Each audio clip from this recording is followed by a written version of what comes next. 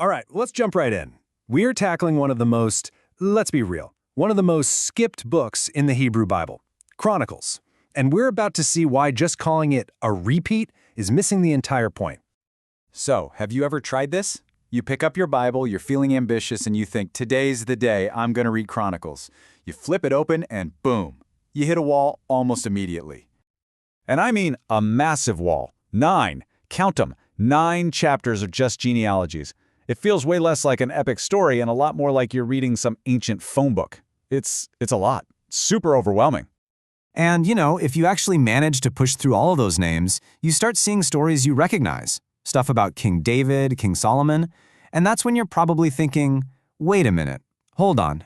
I've read all of this before in the books of Samuel and Kings. Is this just, like, a lazy copy and paste job? And honestly, that's a totally fair question. Which, of course, leads to the big question, right? If it feels like a repeat and starts with this just impossible list of names, why does this book even exist? What's the point? Okay, so here's the secret. The key to unlocking this whole book is that we can't start with the text. We have to start with the people it was written for, its very first audience. And these weren't just some casual readers. These were survivors of a total national catastrophe, and they were grappling with some of the biggest questions a community can possibly face. I mean, just look at this timeline of trauma. To get this, you have to realize the original readers were living after all of this happened. Think about it. The golden age of David and Solomon, that's just a distant memory. They'd seen their nation literally split in two, the northern half get completely wiped out by Assyria, and then their own home destroyed by Babylon. They are the generation that's just come back from exile. And an experience like that, it leaves you with a massive identity crisis. I mean, try to imagine their questions. Everything that made us who we are, it's gone. Our kingdom is gone. We don't have a king. This new temple we're trying to build feels like a cheap knockoff of the old one. So the biggest question just hanging over everything was, are we still God's people? After all this, does God even have a future for us? And this is where the author of Chronicles, we just call him the chronicler, steps onto the scene. He's not making up a new story from scratch. No, what he does is brilliant. He creates a kind of director's cut of their own history, remixing the past to speak directly to the crisis they were living in right then and there. Now let's be super clear about this. The goal was not to rewrite history or pull a fast one on anybody. The chronicler totally assumes his audience already knows the stories from Samuel and Kings. His goal is theological. He's mining their shared history for specific lessons that can give them a solid foundation to stand on in their very uncertain present. So, a good way to think of him is like a film editor. And he has a very clear agenda. He's in the editing bay, carefully choosing which scenes to keep, which ones to leave on the cutting room floor, and which ones to zoom in on. And it's all designed to craft this powerful new message of hope and identity for a people who felt like they had lost everything. So how does he do it? Well, it all goes back to that wall of names at the beginning. The chronicler completely reframes it.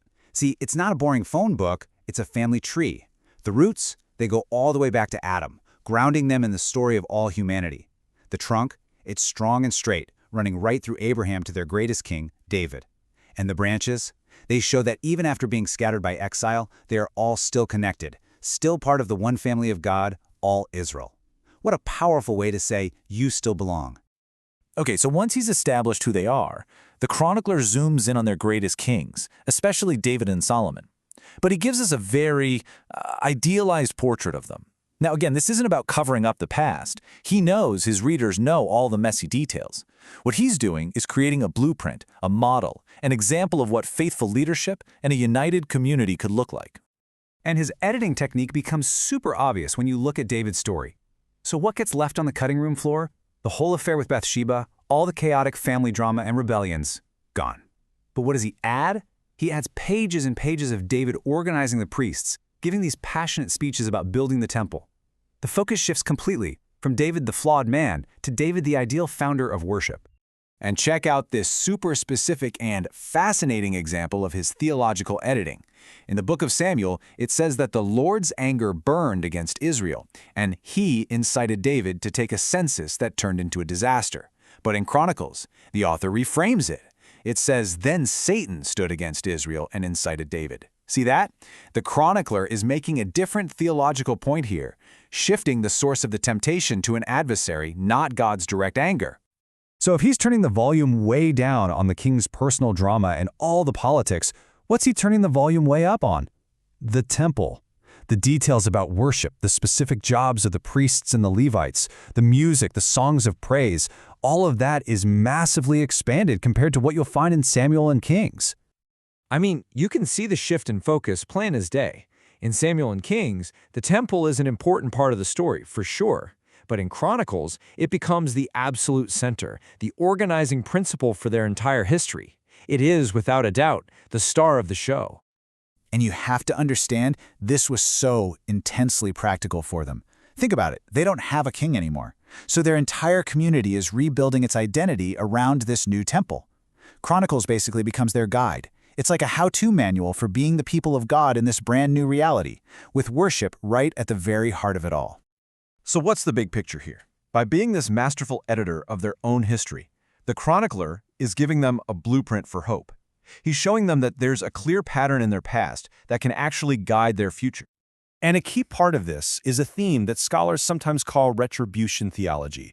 But in Chronicles, it's way more nuanced than just a simple do good, do bad, get bad. It's a relational pattern.